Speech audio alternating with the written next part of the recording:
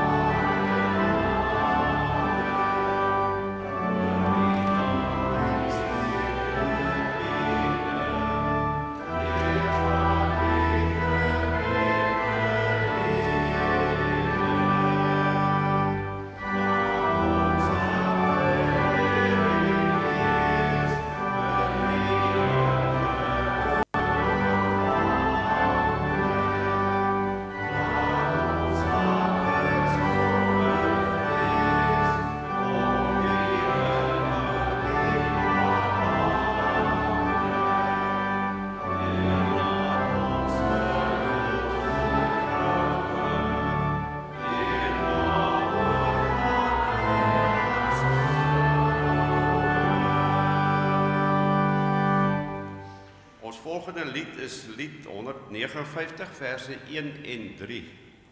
God is hier teenwoordig.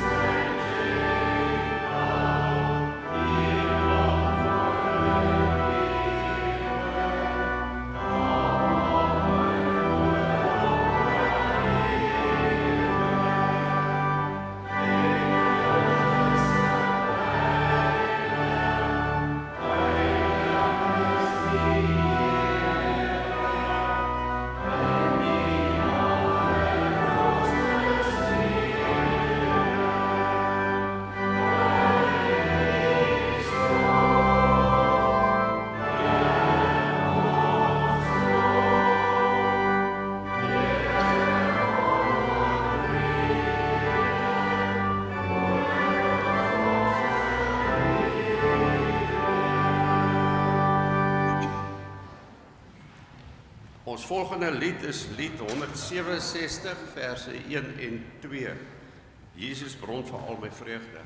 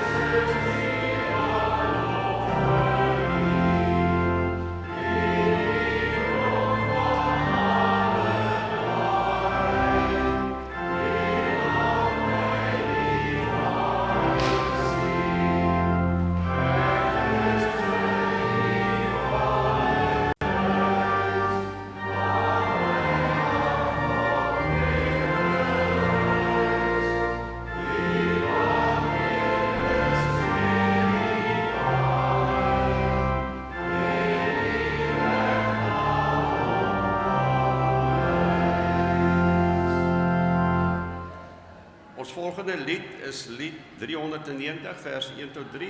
Ons kniel hier aan u voete neer.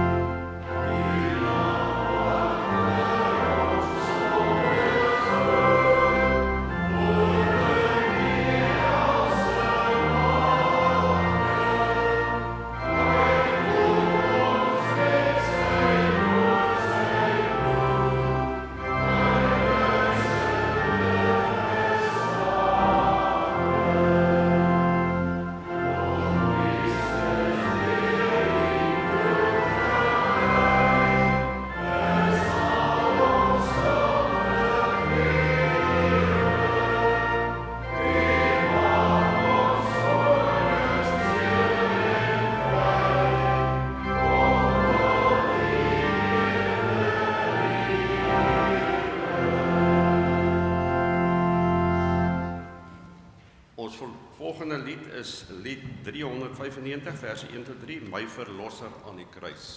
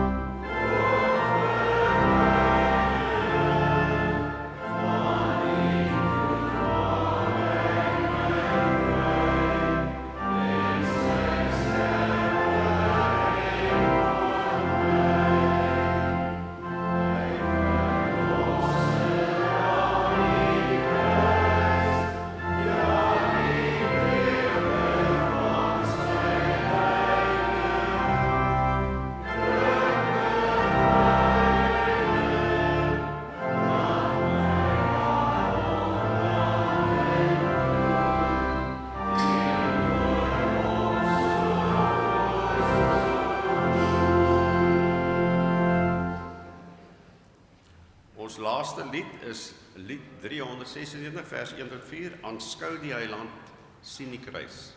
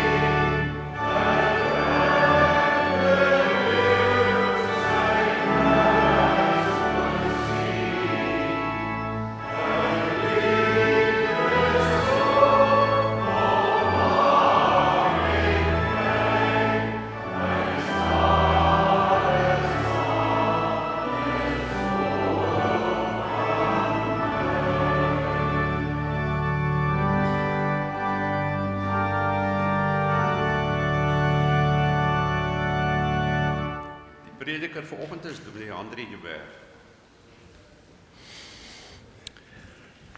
Dankie Martien, dankie. Môre vriende. Welkom vanoggend hier. Dis lekker om saam met julle hier te wees. Ek wil vanoggend gou deur ons afkondigings gaan. So 'n paar afkondigings. Ons het nuut verkose kerkraadslede. Gert Havenga is verkies as diaken in wijk G7. Susan Butler is verkies as diaken in wijk FC en Ruben Lennox is verkies as ouderling in wijk FG. So baie geluk ook aan hulle wat verkies is. En dan vriende, ons bediening missionaal 25 Mei is ons, dis die ou sendingssondag wat ons missionale sondag nou is. Dit klink vir my ons gaan besoekers kry. Dr. Daniel de Wet en Dominee Sean Estreisen kom deelneem aan ons erediens. So almal van julle is dan ook welkom. En dan vriende, die Bybelskool, julle ken die reëlings, die van julle wat daar betrokke is, Woensdag 26 Maart om 10:00 die oggend en 6:00 die aand. En dan vriende, die Sondag die 30ste, dis volgende Sondag, nee, is weer ons gesamentlike diens, is by die VGK. So vriende, julle onthou dan oudergewoonte, hier is nie hier 'n diens nie, is alleenlik by die VGK. So almal van julle is baie welkom. Ons gaan daar saam met die VGK nagmaal gebruik. So asseblief kom ondersteun ook ons gesamentlike diens die 30ste. En dan vriende, afkondiging wat nou nie hierop is nie, die jagpakkette, daar's heeltemal wat van ons lidmate wat nog van die lyste het. Dit raak nou tyd dat daai loetjie getrek moet word. So almal van julle wat nog lyste het, asseblief, as daai lyste teen Vrydag asseblief by die kerkkantoor kan wees of by oom Rian Boysen, sal ons dit regtig baie waardeer. Hulle sê as jou lysie vol is, jy kan jy hom sommer self vol maak. So vriende, asseblief laat ons daardie gelukkige trekking ook kan hou vir die jagpakket. So baie dankie vir almal wat bygedra het daar. Ons waardeer dit regtig baie. Ons het regtig mooi verhale in ons gemeente uit ons opvoedingsfonds. Julle weet nou dit wat met die jagpakket, daai fondse gaan in die opvoedingsfonds in, en regtig mooi verhale wat ons kry uit ons kinders, uit ons gemeenskap wat ons help.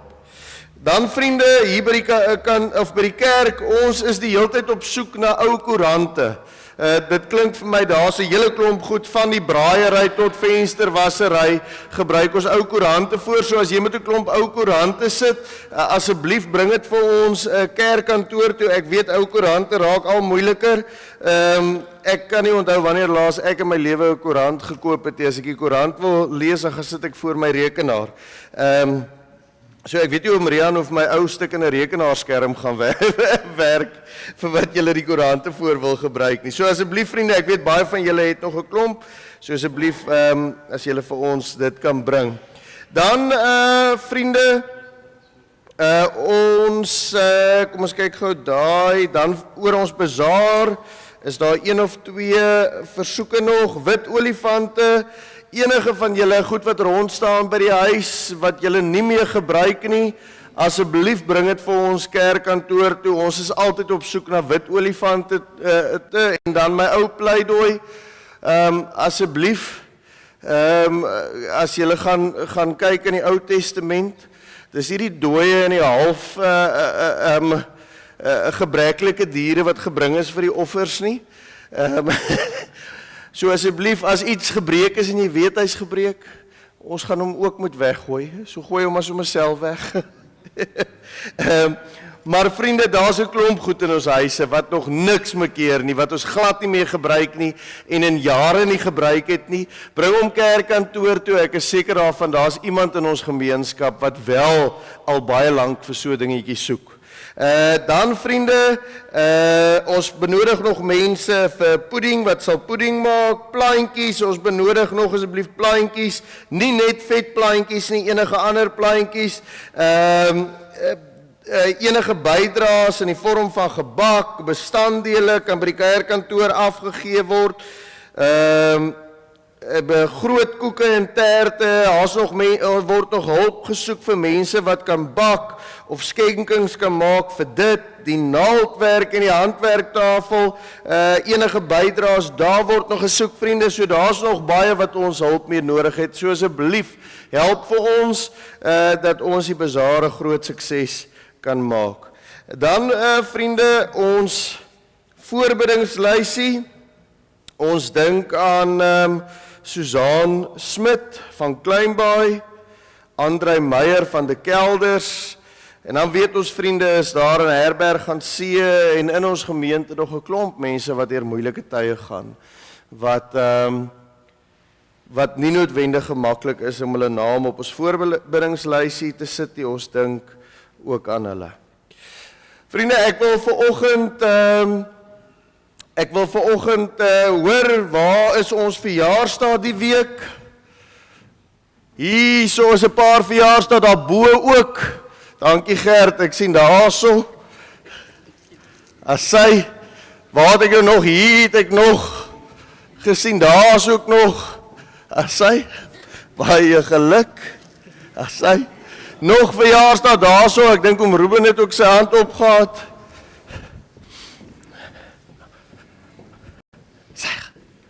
Baie geluk.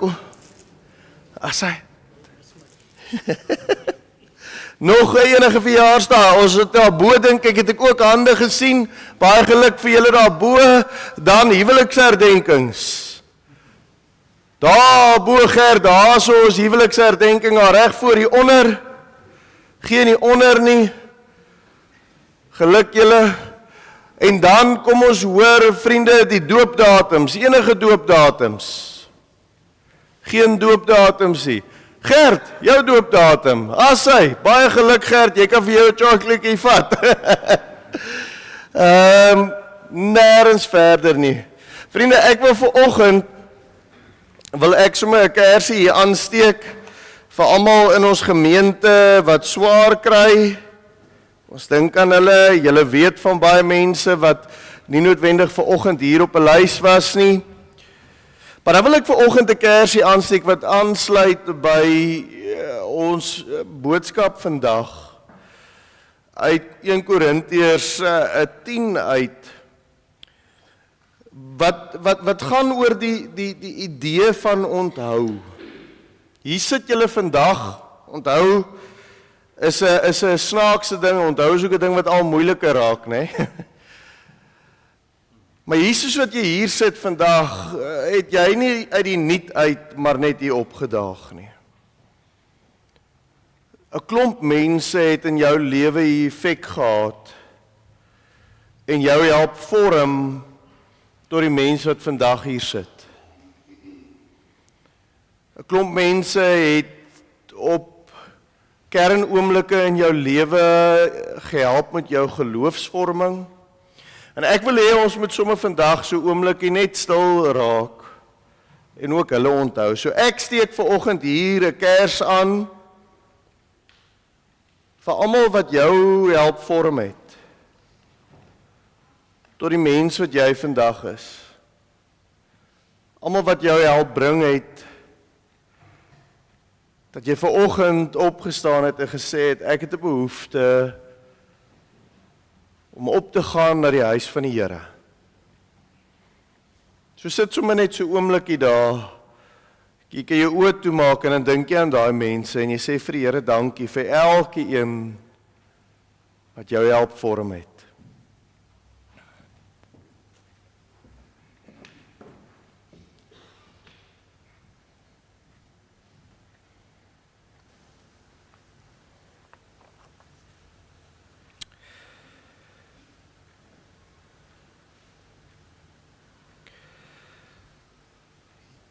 Psalm 25 sê, Here,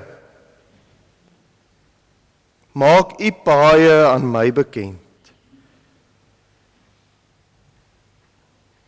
Leer my u weë. Lei my deur u waarheid. Ons toetredingslied vir oggend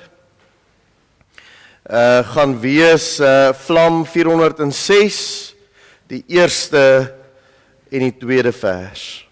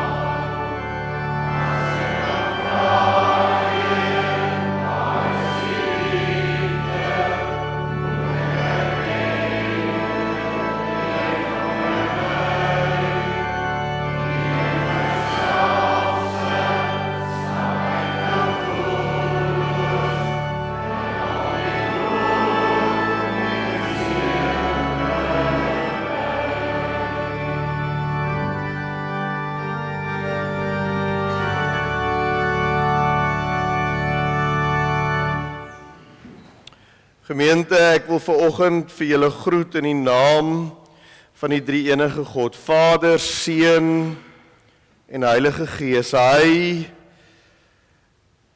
wat aanhou pleit by ons om sy stem te hoor, sy weë te volg.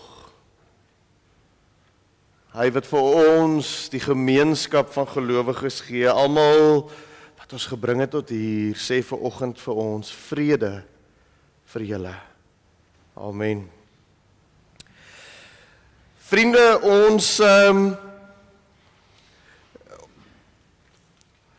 ek het ons loflied amper vergeet. Ons loflied vanoggend is lied 219. Ons gaan saam sing vers 1 tot vers 3. Laat ons sing van ons verlosser. Kom ons staan en dan sing ons ook vanoggend ons lofsang saam.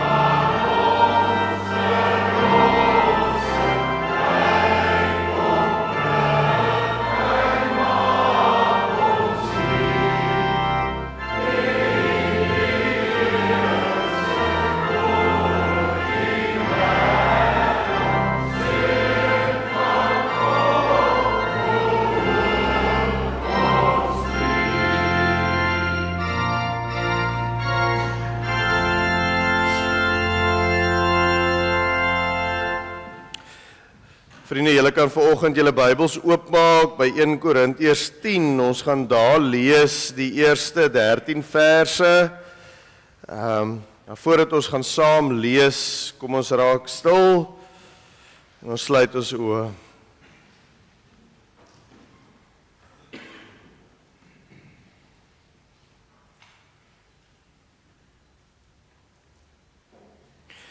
Here, hier in lydenstyd, dit is 'n tyd wat ons onthou die selfopofferende liefde wat U vir ons gee.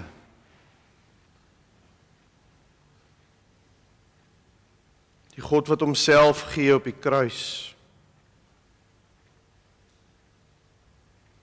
Die God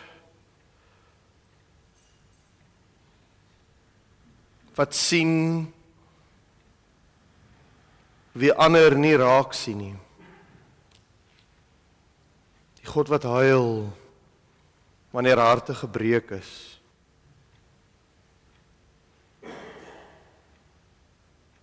Die God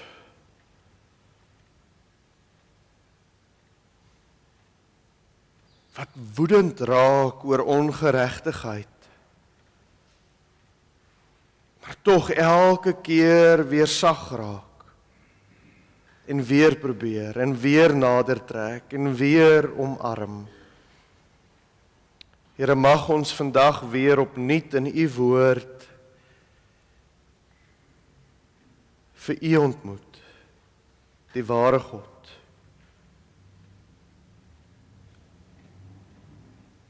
Amen. Vriende, ons lees saam 1 Korintiërs 10, ons lees daar vanaf vers 1. Broers, ek wil nie hê julle moet hieroor onkundig wees nie. Ons voorouers was almal onder die wolk, en het almal deur die see gegaan, en in verbondenheid met Moses is almal in die wolk en in die see gedoop. En almal het dieselfde geestelike kos geëet, en almal het dieselfde geestelike drank gedrink. Want hulle het gedrink uit 'n geestelike rots wat hulle gevolg het, en die rots was Christus. Nogtans het God aan die meeste van hulle nie behaag gehad nie, want hulle liggame is in die woestyn verstrooi. Hierdie dinge het gebeur as 'n voorbeeld vir ons, sodat ons nie na bose dinge sal hinker, soos hulle ook gehinker het nie. Moenie afgode dienaars wees, so sommige van hulle nie. Daar staan immers geskryf, die volk het gaan sit om te eet en te drink en opgestaan om te speel. Laat ons nie onsedelik optree, so sommige van hulle onsedelik opgetree het nie. Daar het op een dag 23.000 gesterf. Laat ons nie vir Christus beproef, so sommige van hulle beproef het nie. Hulle is deur slange doodgemaak, en moenie mor, so sommige van hulle gemor het nie. Hulle is deur die vernietiger uitgedelg. Dit het met daardie mense as voorbeeld gebeur, en is as waarskuwing neergeskryf vir ons wat in die eindtyd verkeer. Daarom moet hy wat dink hy staan, oppas dat hy nie val nie. Geen versoeking het oor julle gekom, behalwe 'n menslike een nie. God is egter getrou, hy sal nie toelaat dat julle bo julle vermoë versoek word nie, maar sal saam met die versoeking ook uitkoms gee, sodat julle dit kan verduur. Ons lees tot sover toe. Is nogal 'n moeilike teks hierheen in 1 Korintiërs 10. En ek dink daar's heelwat konteks wat mense moet verstaan om iets van die hart van hierdie teks te verstaan. En ek dink aan die hart daarvan, ek het begin met die hele tema van onthou. Onthou wie voor ons gekom het, onthou wie ons is. Nou ek wonder, ek het 'n vermoede meeste van ons wat vanoggend hier is, kan onthou waar ons was met die 1995 Wêreldbeker. Was daar enige van julle wat in die stadion was, wat daar op Ellis Park was met die 95 Wêreldbeker se finaal? Niemand nie. Ek het gehoop hier's vanoggend iemand wat daar was. O, hier is iemand. Fantasties. As jy dink die effek wat 1995 se Wêreldbeker rugby gehad het op die manier wat ons onthou in Suid-Afrika, die manier wat ons rugby onthou, die manier wat ons in 'n sekere sin 'n gedeelte van ons identiteit onthou. Ek kan dit onthou. Ek was 10 jaar oud gewees. Ek vermoed julle was net so bietjie ouer as dit gewees. Ek was 10 jaar oud gewees en ons was toevallig daai tyd was ons in Johannesburg gewees en ons is op pad na my oom toe gewees. Ons was bietjie laat gewees. Ek kan nie lekker onthou nie. Ek dink ons het die afskop net gemis. Maar op pad met die gejaag na my oom hulle toe, het ons die vliegtuig gesien wat daar oor die stadion gevlieg het. Het ons gesien hoe hy daar op pad is stadion toe. En in 'n sekere sin het hierdie onthou het so groot rol. Elke keer as ons weer nader kom in 'n wêreldbeker, dan praat ons oor al die vorige wêreldbekers. En elke keer is daar hierdie een wat ons rugby-identiteit gevorm het. En dit was 1995 se wêreldbeker. Alles wat rondom dit gedraai het. Nou onthou is natuurlik 'n snaakse ding. Navorsing wys dat ons nie altyd so goed onthou soos wat ons dink ons onthou nie. 'n Klomp goed, julle moes dit al agtergekom het, as mens praat oor al die goeie ou dae, as die familie saamkuier, dan is daar altyd een of twee insidente wat mense nie lekker saamstem, wie was nou eintlik daar en wat presies het gebeur en wie was nou die skuldige of wie was die een wat die party nou veroorsaak het nie. As ons altyd so ons onthou is nie altyd so akkuraat soos wat ons dink ons dit het nie, maar onthou is ook positief. Want dit maak vir ons deel van 'n groter storie. Dit skep 'n ons. Toe ek in 2011 was ons met die Wêreldbeker in Korea. Dit was nie die beste van jare vir Suid-Afrika met rugby noodwendig nie. En in met die Wêreldbeker was daar altyd plekke waar al die westerlinge bymekaar gekom het en dan saam rugby gekyk het en ek kan onthou hoe ons daar gepraat het ook en daar was 'n Nieu-Zeelander wat altyd daar was, ek en hy het altyd saam gesels en ons het was aan die twee kante gewees natuurlik en ek kan onthou hoe ons oor 1995 se Wêreldbeker gepraat het. En hoe ek dit onthou het, hoe ek dit vir hom vertel het, mense sweer dit was ek wat in ekstra tyd daai bal oorgeskop het. Want dis my onthou, dis ons wat gewen het, dis ons wat hierdie wedstryd gespeel het, dis ons identiteit. Hoe ons onthou, dikwels die effek om 'n ons te skep van mense wat nie noodwendig altyd by mekaar sou pas nie. So maak die Bybel ook met onthou. Die Bybel trek mense in 'n groter verhaal in van 'n God wat nie net vandag saam met my die pad stap nie. Ons het hierdie selfgesentreerde manier van kyk baie keer na onsself. Dis maar net my verhaal. Dis my verhaal met die Here. Dis my verhouding met die God. Dis mos nou die persoonlike ding, maar die Bybel hanteer die verhaal anders. Dis nie maar net ons of is maar net my verhaal nie. Die Bybel vertel hierdie verhaal van 'n God wat deur die eeue heen saam met ons stap. Ek is nie net nou vandag deel van God se verhaal met ons nie.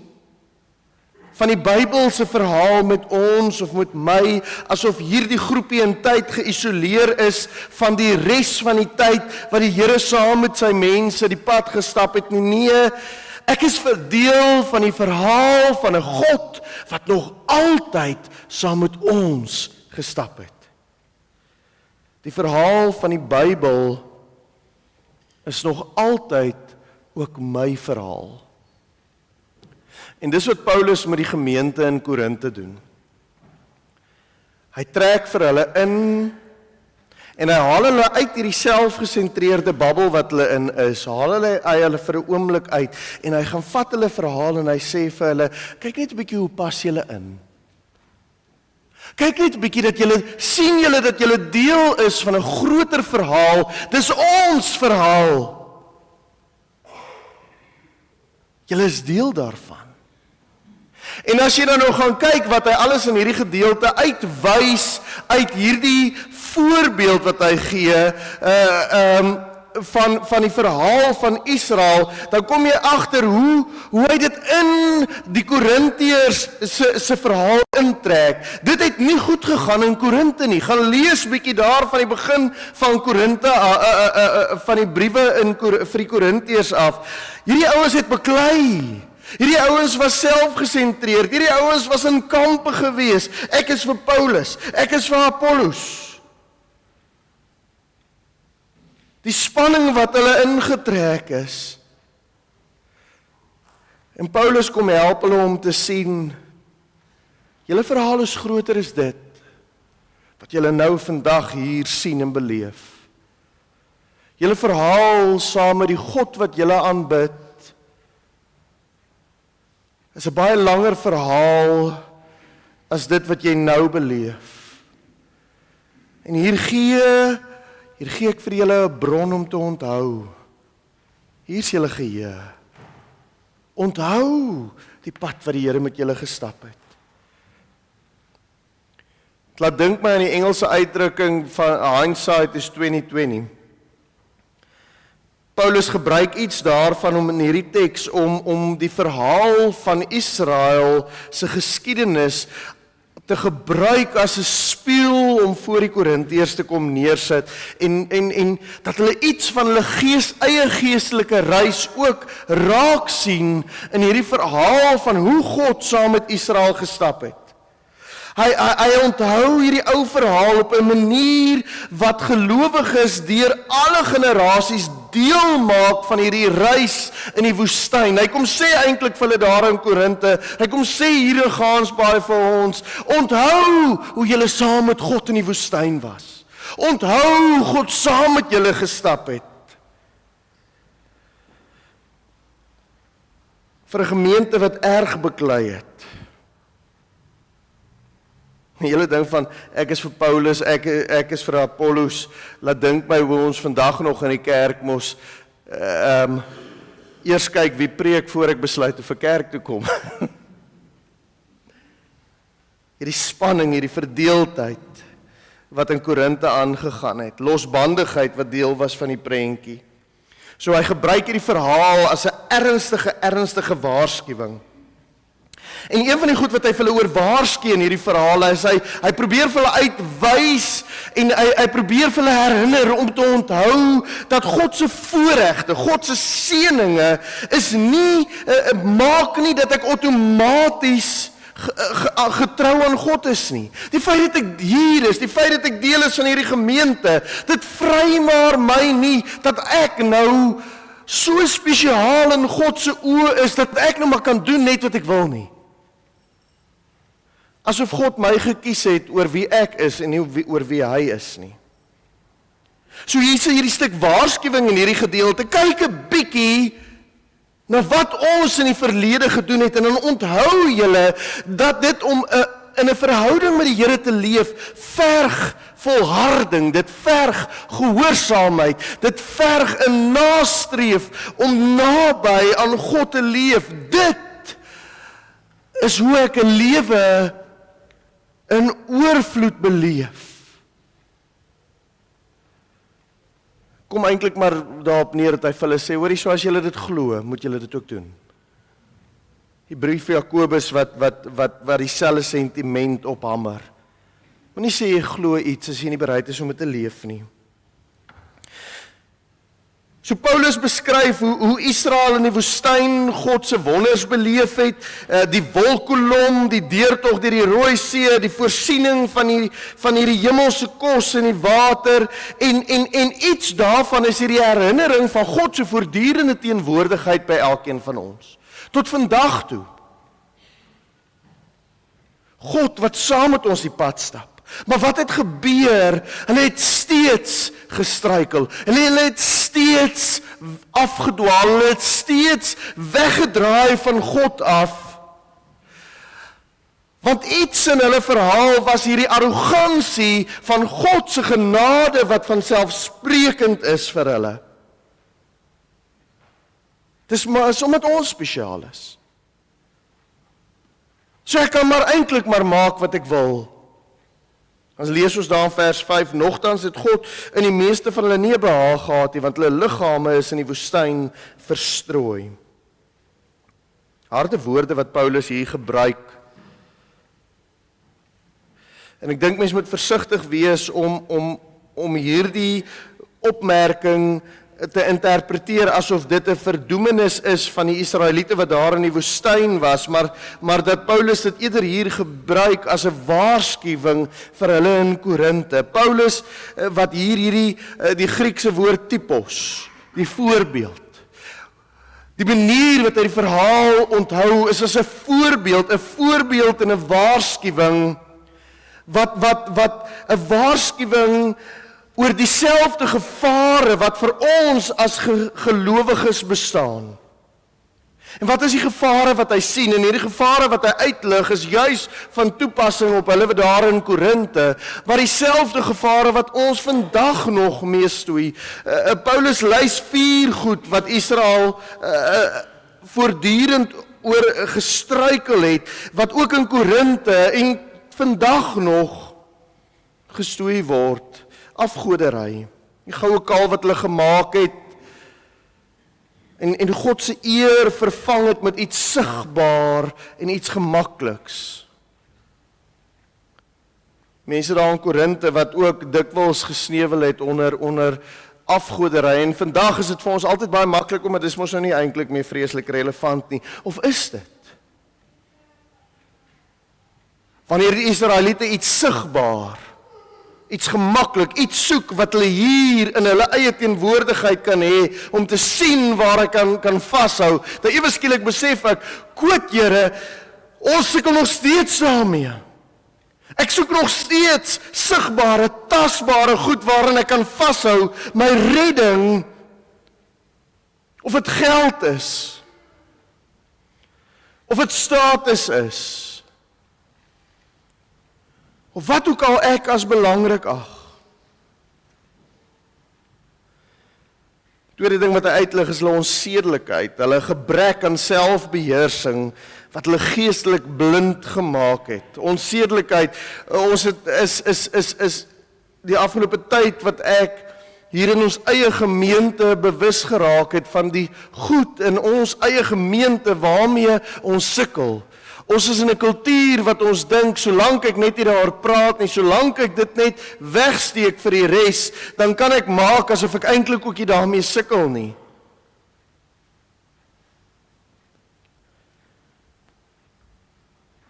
Die feit dat hulle gemurmureer het teen God, die konstante gekla, daaroor hoef mense nie eers iets te sê nie. Ek dink ons is uitstekend in kla. En die laaste ding wat hy uitlig is hierdie verwaandheid. Hierdie arrogansie waarmee hulle geloop het van, ek is veilig, want ek is in God se volk. Ek is gekies, oordat ek spesiaal is.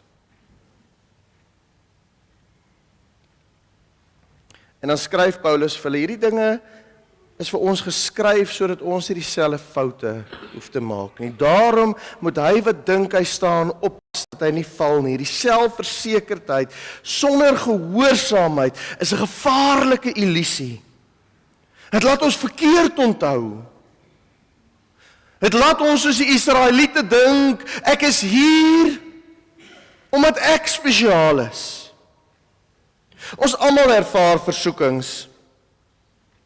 En dan kom Paulus en dan is vir my 'n stuk troos ook in hierdie teks, hierdie herinneringe van die Here wat saam met ons stap. Paulus wat eintlik in 'n sekere sin kom sê weer vir ons, ja, daar's 'n klomp goed in ons lewe, daar's 'n klomp berge in ons lewe wat ons moet oor, daar's 'n klomp diep klowe in ons lewe wat ons moet deur, daar's 'n klomp goed wat vir ons voel, hierdie is te groot vir ons.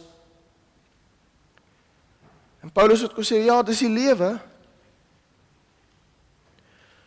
Maar God los ons nie alleen daarin nie.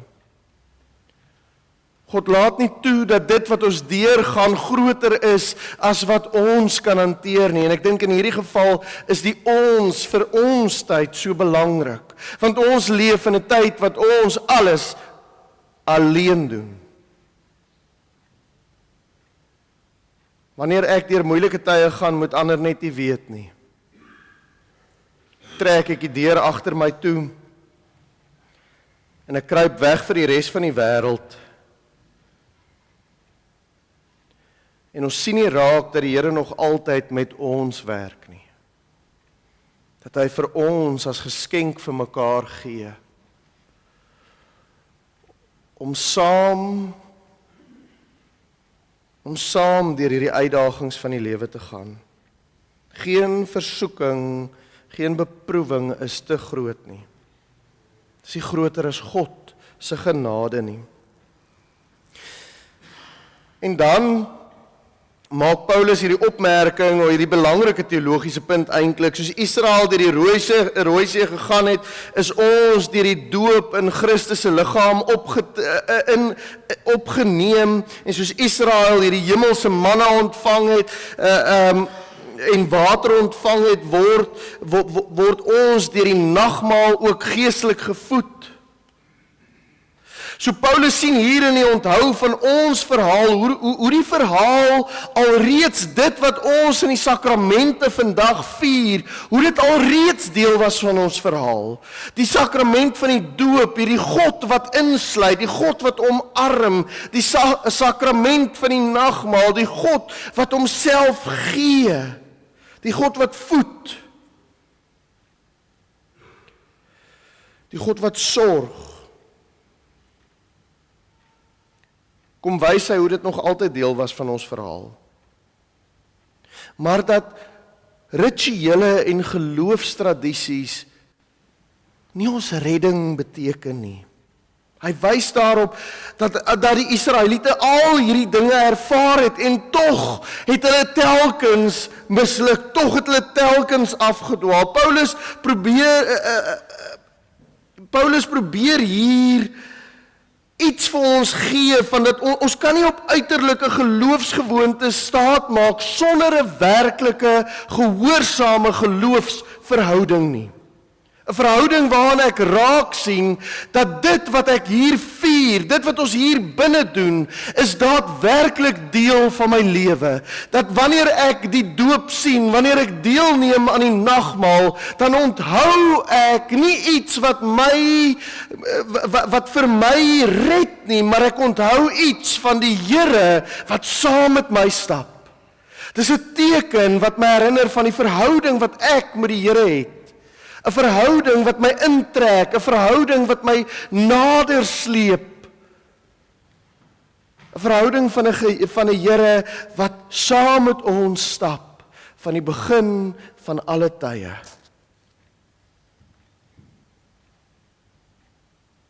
So hoe leef ek hierdie boodskap uit? Waar pas ek in hierdie verhaal in?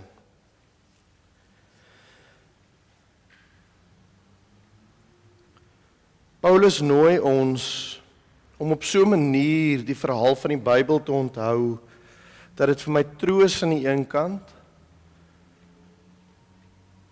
die herinnering dat ek nooit alleen is nie, die herinnering dat die Here van alle tye af saam met ons stap, ons keer op keer optel, ons keer op keer aan sy genade en liefde herinner. So waarvoor ons die sakramente vier, die herinneringstekens van die God wat nooit ophou lief hê nie, Die God wat nooit ophou nooi nie.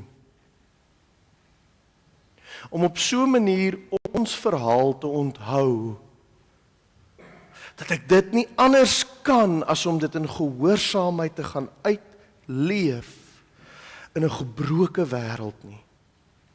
In 'n wêreld wat honger is vir hoop. In 'n wêreld waar mense geïsoleer voel, alleen voel. Dat ek so onthou die verhaal van 'n Here wat saam met ons stap. Dat ek iets van hierdie betrokke God gaan uitleef ook vir ander.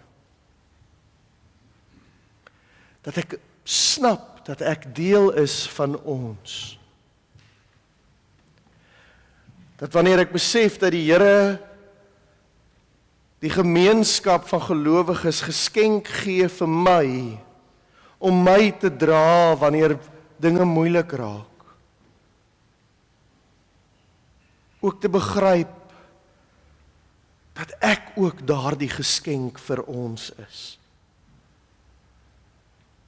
Ek sit nie los hier vir oggend in die kerk van die ander wat hier sit nie.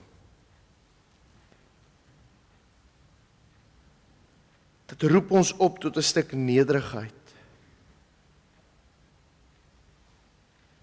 'n Stuk nederigheid wat sê, Here, niks in hierdie lewe kan my veilig hou sonder U nie. 'n Stuk toewyding om te sê, Here, ek wil dit wat ek lees en wat ek onthou in ons verhaal, wil ek gehoorsaam uitleef, sodat ek waaragtig kan deel wees van die onthou. Dat oor 30, 40, 50 jaar van nou af, wanneer iemand anders se kersie opsteek, dat hulle vir my sal onthou, nie omdat ek spesiaal was nie, maar omdat ek iets van ons verhaal saam met die lewende Here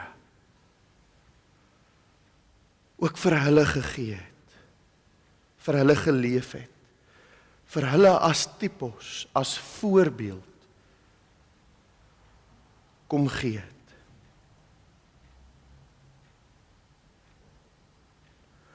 Mag ons die genadige Here, die aanhou lief hê Here, mag ons die voorbeeld wat hy vir ons deur al die eeue en millennia deur kom gee het, mag ons daardie voorbeeld voortsit in ons gemeente en in ons gemeenskap.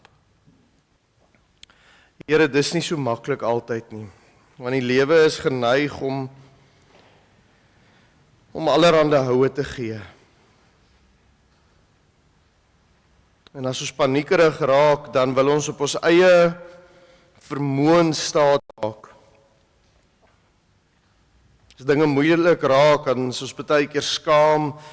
Ons wil dit nie wys vir die mense rondom ons nie.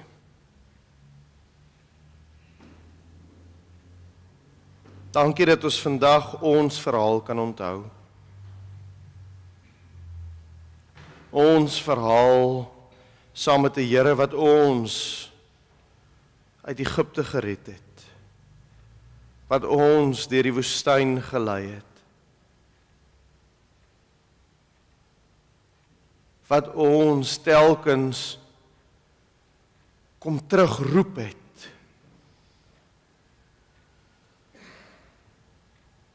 Wanneer ons U vergeet. Wanneer ons U genade nie uitleef nie. Wanneer ons arrogant raak. Help ons, Here. Help ons om te onthou en help ons, Here, dat dit vir ons hoop gee. Omdat die Here wat in die verlede vir ons nooit gelos het nie, oor en oor U self al bewys het, dat ons vir die toekoms ook op U mag vertrou.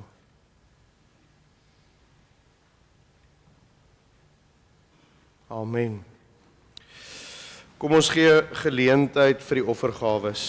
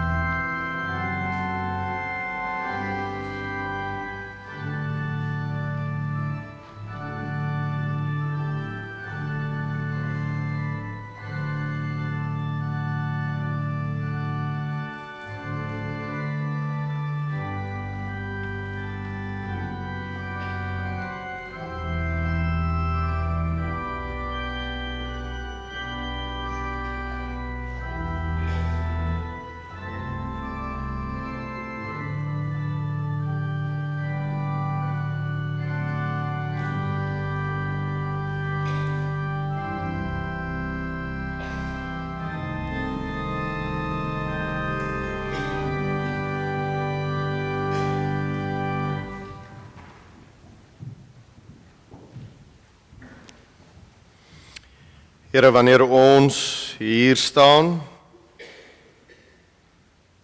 dan is hierdie offergawe, Here,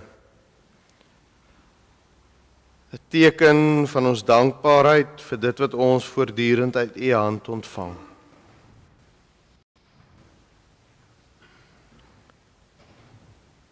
Mag ons 'n dankbaarheidslewe lei, Here.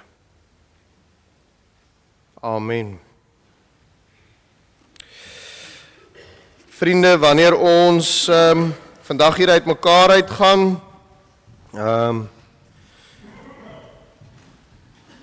dan is dit 'n belydenis van ons hart dat ons onthou dat die Here nog altyd saam met ons die pad stap, dat die Here nog altyd vir ons aanhou nooi om hom te sien, om te beleef en om uit te leef. En wanneer ons onthou, dan is by uitstek vir my die Onse Vader, die gebed, wat nie net onthou nie, maar ook vorentoe kyk. Sê Here, vir dit wat ons ontvang, dit spoor ons ook aan. En ons pleit by die Here om ons oë oop te maak, om gehoorsaam te leef op sy uitnodiging. So kom ons staan vanoggend en ons sluit saam af met lied 266, die Onse Vader. Ons sing dit saam en ons sing dit ook eintlik vanoggend as 'n belydenis saam. Kom ons staan en dan bly ons staande vir die seën.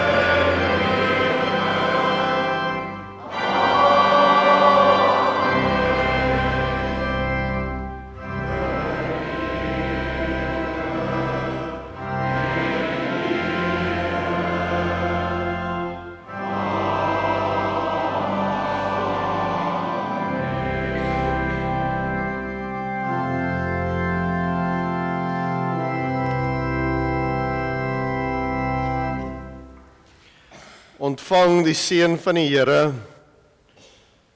Hy wie sy genade altyd genoeg is vir ons.